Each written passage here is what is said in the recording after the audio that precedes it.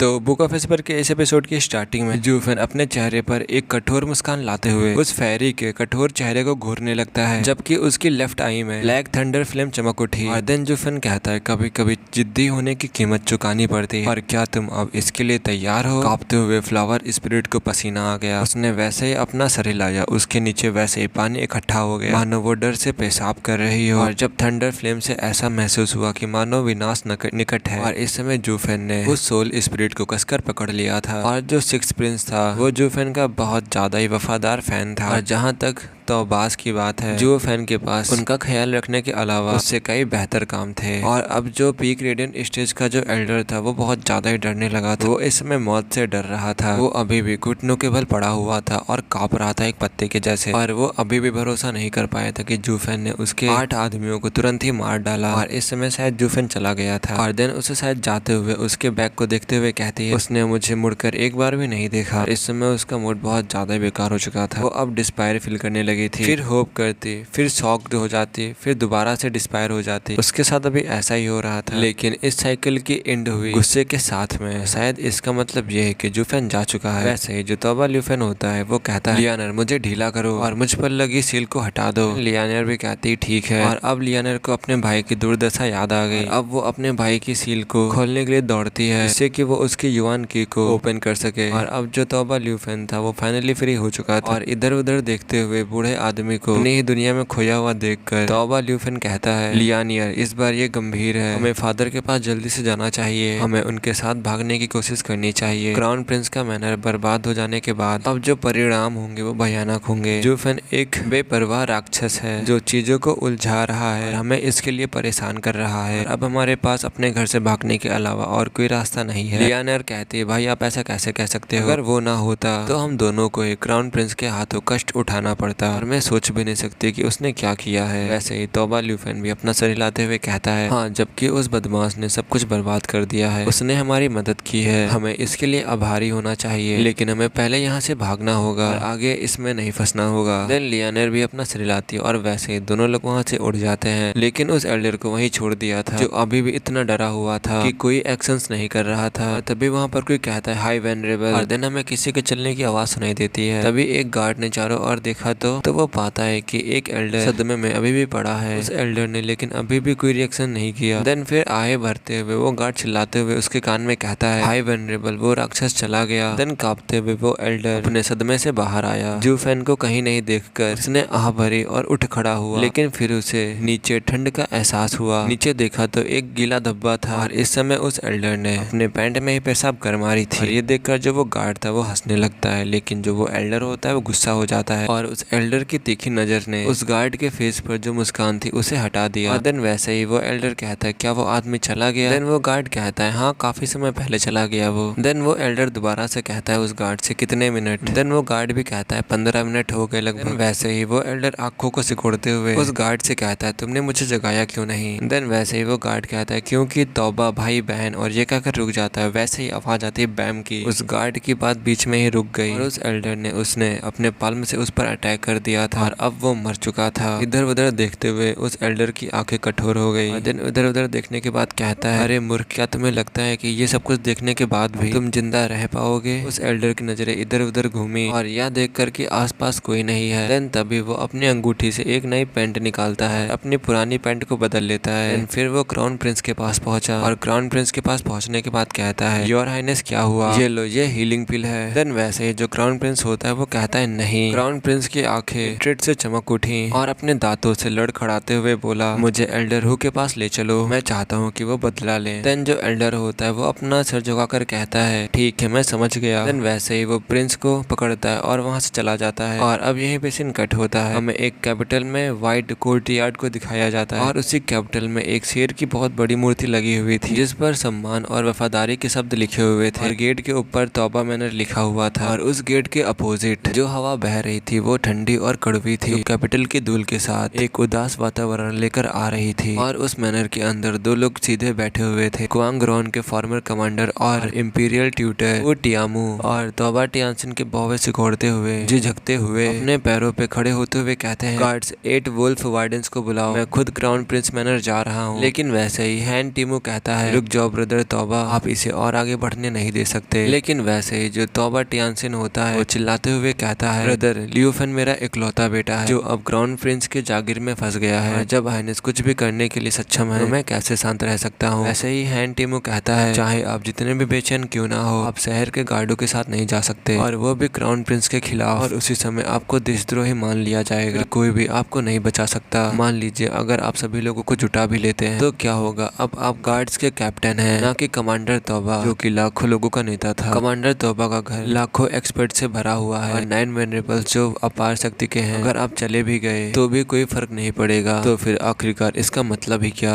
Then वैसे मेज को जोर से पटकते हुए तोबा टियानसिन जोरों से कहता है, फिर भी मैं एक पिता के रूप में कम से कम एक कोशिश तो कर ही सकता हूँ। देन दूसरा आदमी कहता है, शांत हो जाओ तोबा भाई, और क्यों ना हम कोर्ट्स के ऑफिशियल्स को इकट्ठा करने की कोशिश करें और मैजेस्टी से नरमी बरतने के लिए कहें। वैसे ही तोबा टियानसिन कहता है, कोई फायदा नहीं, मैजेस्टी ने इस बार एक अटूट आदेश जारी किया है, इसके तहत क्राउन प्रिंस को इसके चार्ज में रखा गया है, जो भी इसमें हस्तक्षेप करेगा उसे मार दिया जाएगा। आखिरकार कोर्ट में ऐसा कौन है जो इसके बीच में आना चाहेगा। वैसे ही जो हैन टियामी होता है दोबारा से कहता है, जो हिज मैजेस्टी है वो क्राउन प्रिंस के प्रति बहुत ज्यादा ही नरम है, लेकिन अपने मंत्रियों के प्रति बहुत क्रूर है, इससे लोगों की राय के बारे में खराब हो जाएगी। वैसे वहाँ पर एक सर्वेंट आता है और चिल्लाते हुए कहता है, master young young young miss, ये कह करके रुक जाता है। वैसे ही तोबा टियानसिन कहता है, क्या हुआ यंग मिस के साथ क्या हुआ। जो वो सर्वेंट गर्ल होती है वो कहती है, यंग मिस ने मुझे बेहोश कर दिया और भाग गई, वो यंग ब्रदर को बचाने के लिए वो क्राउन प्रिंस के घर जा रही होंगी। वैसे ही जो तोबा टियानसिन होता है वो चिल्लाते हुए और घबराहट में कहता है, लानत है उस लड़की पर, क्या वह मुझे गुस्सा दिलाना चाहती है। दोबारा चिल्लाते हुए तोबा टियानसिन कहता है, असेंबल करो 8 वुल्फ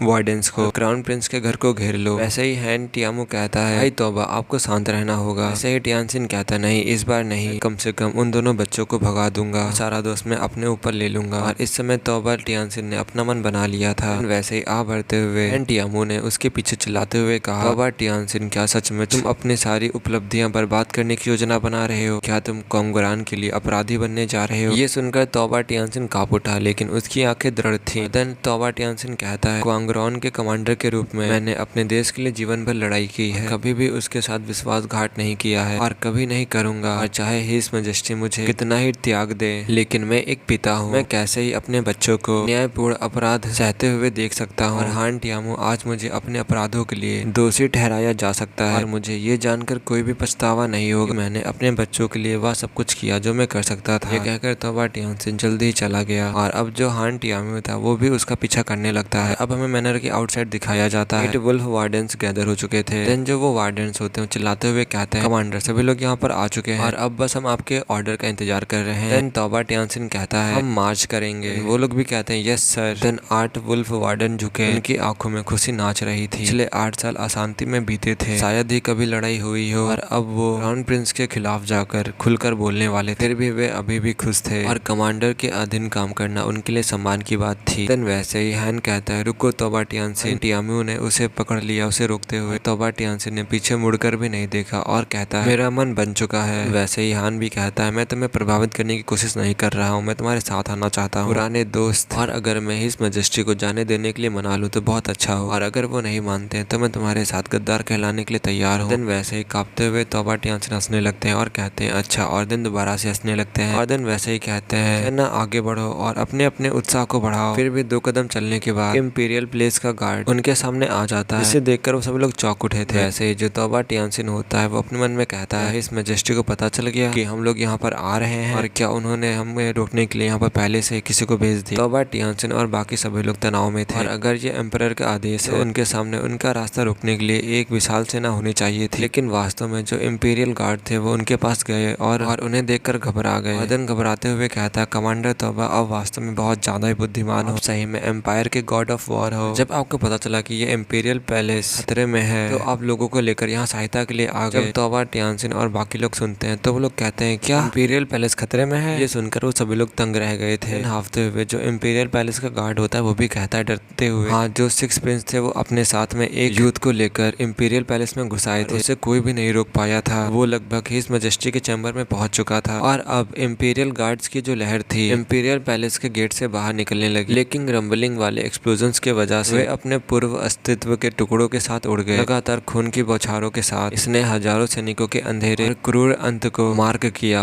मतलब अब यहाँ पर कहीं दूसरी जगह का सीन दिखाया जा रहा है, इसलिए तुम्हें लास्ट के 20 सेकंड समझ में नहीं आया होगा।